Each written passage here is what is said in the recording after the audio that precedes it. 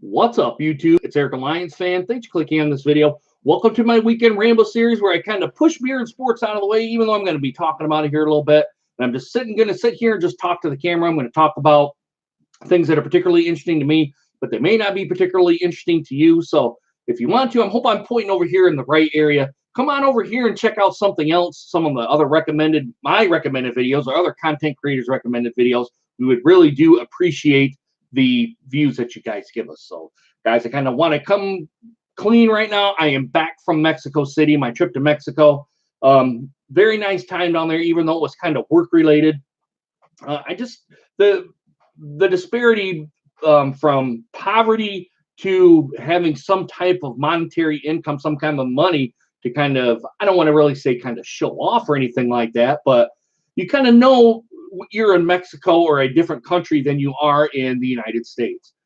As I was traveling to, it was a work-related thing. As I was traveling to,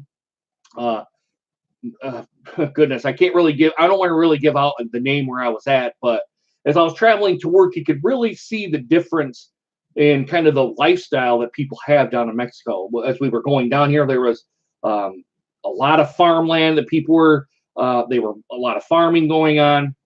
It looked like kind of for their own needs and more or less trying to buy stuff. And the shacks were kind of, you could see it was cinder blocks and maybe kind of some mud to try to keep it together. The resources that they had to try to build kind of a shelter of some sort, really, really hard living down there. I got to admit, very, very poor. I mean, I'm very, very blessed to be kind of living to where I'm at and to have this to buy and to kind of keep up and whatnot. So, my trip down to Mexico was very good. We got a lot of stuff being done. Got what we needed to get done, kind of came back. But I do want to kind of give the story about going down to Mexico. So as I was at the airport, my local airport here, and you guys kind of know where I live, it's kind of around the Lansing, Michigan area. Well, there's a little airport there.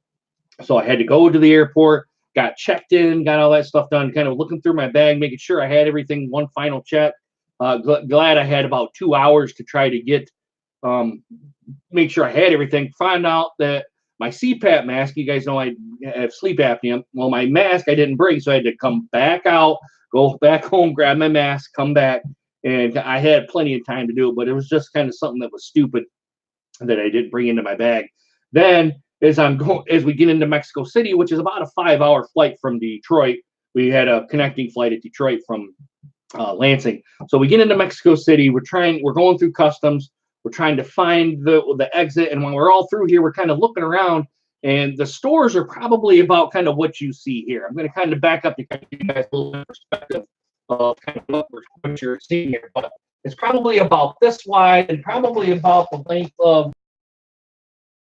I'll get to why all this crap's here in just a little bit, but it was about this deep, and I would guess it's probably 30 feet deep, this kind of area that I'm in. And there was just a store. You had like 7-Eleven, you had Domino's Pizza, you had jewelry places, probably pretty much what you would see in another airport, but it was kind of very compact, and you only had a little bit of real estate to get your stuff. And we've seen, I don't know if I said this, I can't remember, 7-Eleven we've seen in there. A lot of American-owned companies were in Mexico City Airport. And as you come out of the airport there, it's not really anything modernized like you would see here at Detroit Airport. Goodness, where about Orlando?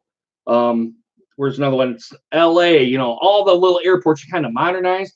These are not modernized at all. If anyone's been outside of the United States or even within Mexico, flying into Mexico City, I think you kind of know what I'm talking about. But I kind of want to get out of my story instead of kind of going off on here onto a tangent. But as we were going through trying to figure out where we were trying to go, we walked right by baggage claim. We walk out, we kind of go to our hotel, which is thankfully right in the airport. And my coworker goes, "Hey, Eric, where's your bag?" And I'm like, shit. So I had to go back around, back through security again, try to tell them why I was there. I forgot my bag. And luckily it was only about 5 minutes, and I was right there at the baggage claim area. Got it, went right to my hotel. Kind of another dumb thing, but the story gets better. The story does get better. So as you're kind of coming on to, I was coming back to the airport, I had all my stuff. I'm like, oh, great. We're going to get right in here. We're going to get out and get on our way back to Detroit. I forgot my immigration card when I was when I got to the ticketing counter. So the ticketing counter says you got to go to immigration, which was on the other side of the airport. So I had to go walk all the way back to immigration, only to tell me I needed my boarding pass because in my passport, which I had my passport. So I had to get my immigration card. So I had to walk back to the ticketing counter, tell them they're telling me I need my boarding pass or else I can't get my immigration card. So finally got that. Walked back over to immigration, and also had to pay him like 355 pesos or something like that to get my immigration card. So it gets better. So didn't have the money, so I had to walk to the ATM. Took us 20 minutes to try to find an ATM because they're not, the signs on there aren't, it doesn't say like ATM or anything like that. Luckily, there was a Citibank. Walked in there, put my card in there, tell them I needed 1,000 pesos. Well, I'm sorry, your transaction can't be done at this time. And this time I'm raging. My stress level's like way above here, trying to figure out things, what am I going to do? So good thing my buddy, my coworker gave me some cash out of the ATM so I could pay. And it was just a money grab to get your immigration card. I mean, your immigration card is probably only, I wouldn't say probably 8 inches by 4 inches, and a card you got to fill out to make sure you can get back into the United States. 355 pesos later, have it. Go through security. I'm fine all the way coming back into Michigan. Luckily, that was great. But that's my stress level kind of made my trip not very memorable. I will admit that. This is the worst trip that I've been on, kind of figuring out all kinds of stuff. We got our work done. The work done that we did in Mexico was done, and it was successful. But just the kind of the in-between stuff was not very good, and my stress level was like way up here. So I know I'm not the best storyteller or anything like that, but I kind of wanted to let you guys know kind of what my story and my trials and tribulations were. So I'm going to kind of get off that right now. Let's get to sports here. Since I've been gone, the Lions hire Darrell Bevel. I hope I'm pronouncing his name right. He comes out of Seattle.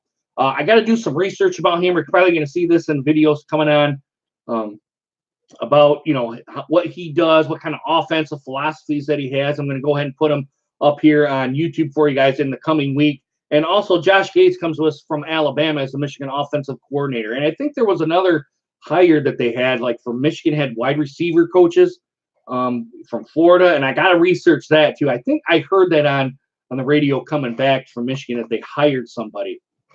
I can't remember the guy's name. Like I said, I'll do some research. I'll get him up here. But the Josh Gates hire is kind of interesting because me and my coworker were kind of talking about it as, and kind of Steve Dace from the Michigan podcast. I watch his content quite a bit. He seems to think that is it actually Harbaugh kind of reining in kind of knows what he needs to do, kind of be more of a manager kind of thing. Or is Josh Gates just going to be a figurehead of the Michigan offense and Harbaugh is going to take over the offense again next season? If it is, I'm going to be extremely disappointed. I'm actually going to be upset that Jim doesn't see that he needs to give up kind of the reins on Michigan football. He can't do the Bo Schembechler 3 yards in a cloud of dust thing anymore because that style of offense doesn't work in today's football. So I'm really hoping that he opens up the offense, get Peoples-Jones in there and all the other wide receivers, get the more touches for the football, use their talents to do what they can do. I know Michigan has a talent to be that kind of that upper echelon team, but I kind of feel like there's Alabama, Clemson, and you could possibly put Georgia in there, and then you have Ohio State, Oklahoma, and there's another team in there, and then there's kind of everybody else. And I think Michigan's kind of in that everybody else kind of category, at the upper tier of that everybody else category, but they're kind of third tier kind of thing. We haven't made that hump to kind of get into the Oklahoma and into that second tier level. Hopefully with the Josh Gates hire, we can get there. And with the wide receiver coach, we can get there. But I'm going to talk about that in my Michigan my post up here, which is going to come, I don't know, probably maybe Tuesday or Wednesday, that somewhere in there. And with the Lions, I don't know when the Lions content's going to get up. Like I said, I got to do some research. Actually, I got to do research on Josh Gates and Darrell Bevel to let you guys know kind of what my thoughts of them are. But initially, I think they're good hires. But, you know, if they're just going to be figureheads, then why even put the hires out there in the first place? So, goodness, I've talked for over 10 minutes now, and this is a live video, so there's going to be no editing or whatnot. But let me know what you guys think down in the comments. Please consider subscribing and make sure you hit that bell notification so you guys get more videos just like this one. About 3 inches of snow out here, guys. I got to get my plow ready to plow some snow. Like I said, I'm going to wait till there's about 4 or 5 inches, but I got some pre-maintenance stuff to do to the quad before I can get out and get some snow plowed. So I'm going to change, do the 3 S's, get outside, start my day. All right, guys, if you guys are a part of the snow apocalypse, please be careful. If you're driving on the roads, don't be an idiot, guys. Just don't drive fast. I mean, the roads are slippery out here. The plow truck, I don't think even just swiped down here twice or whatever it is. So I'm jibber jabber now. Guys, really hope you guys enjoy this video. Hope to see you guys again soon. Deuces. Take care, guys.